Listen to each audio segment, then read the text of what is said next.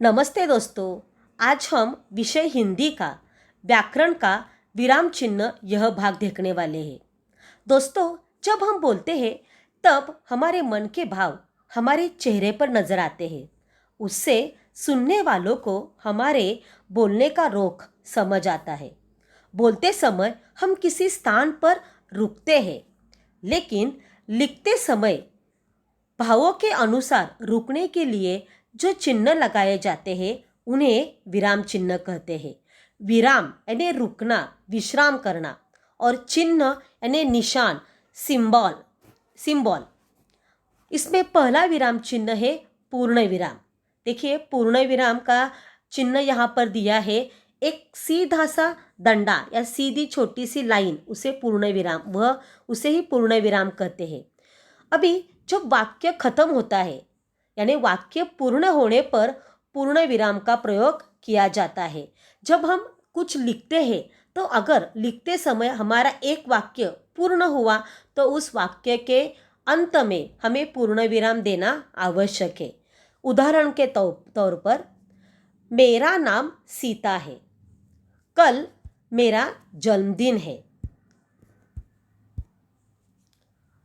अगला है अल्प विराम। अल्प यानी थोड़ा सा। जहाँ थोड़ी देर रुकना पड़े वहाँ अल्प विराम आता है। यानी लिखते समय या बोलते समय हम किंचित अल्प जहाँ पर रुकते हैं तब अल्प विराम दिया जाता है। अल्प विराम एक छोटा सा कॉमा देकर दिखाई देते हैं। उदाहरण है, दूध से खीर, माखन, पनीर, मिठाई आदि चीज़ें बनती है। यानी हम ऐसा नहीं लिखते दूध से खीर, माखन, पनीर, मिठाई, या ऐसा बोलते भी नहीं है कि दूध से खीर, माखन, पनीर, मिठाई। तो यानी लिखते समय या बोलते समय हम थोड़ी देर रुकते हैं, तब हम अल्प विराम का इस्तेमाल करते हैं। इसलिए दूध से खीर, माखन, पनीर, मिठाई आदि चीज़ें बनती है, तो इन शब्दों में अल्प विराम का प्रयोग करना चाहिए। दूसरा उदाहरण है, मैंने बाजार से आलू, टमाटर, अदरक, प्याज और पत्ता गोभी लाया। अगला विराम चिन्ह है अर्ध विराम।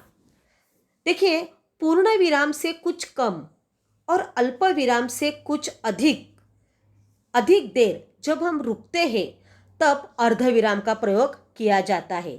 अभी एक वाक्य का दूसरे वाक्य से जो संबंध है उसे बताने के लिए भी अर्ध विराम का इस्तेमाल किया जाता है।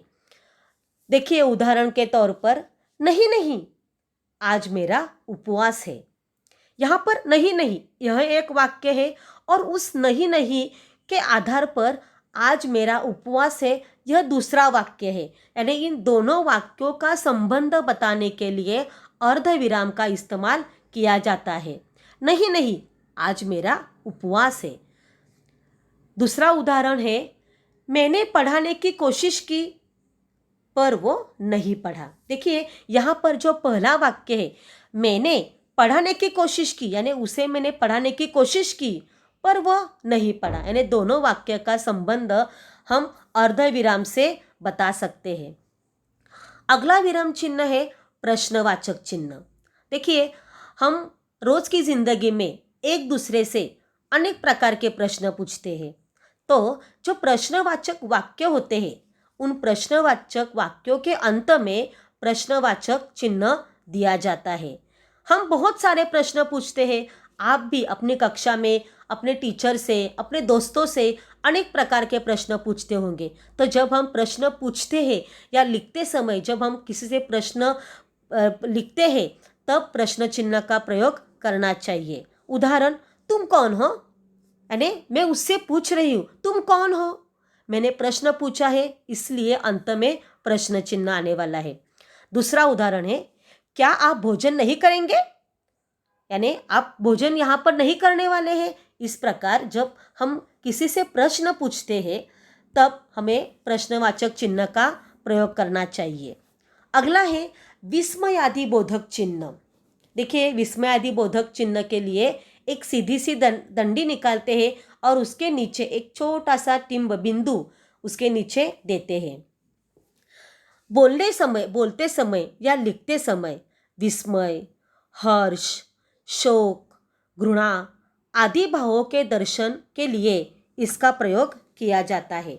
यानी जब हम बोलते हैं तब हमारे मन में जो अब आनंद होता है या फिर कुछ गुस्सा आता है, हम दुखी होते हैं या कुछ आश्चर्य की बात होती है, तब हम हमारे बोलने के भावों से हम उसे प्रकट कर सकते हैं। लेकिन लिखते समय हमें उन शब्दों के बाद विस्मयादि बोधक चिन्ह लगाना चाहिए। यानी जैसे कि हमारे जो भाव होते हैं उन भावों को दर्शाने वाले शब्द के पीछे हम विस्मयादि बोधक चिन्ह लगाते हैं। देखिए उदाहरण के तौर पर शाबाश, तुमने अच्छा काम किया, यानी किसी ने अच्छा काम किया इसलिए मैंने उसे शाबाशी दी। शाबाश, शाबाश के बाद विस्मयादि बोधक चिन्ह शाबाश, तुमने अच्छा काम किया। दूसरा उदाहरण, अरे अरे ये क्या हुआ, यानी मैं शौक से कह रही हूँ, अरे मुझे दुख हुआ है, अरे अरे ये क्या हुआ। इस प्रकार यह इस विस्मयादि बोधक चिन्ह का प्रयोग किया जाता है।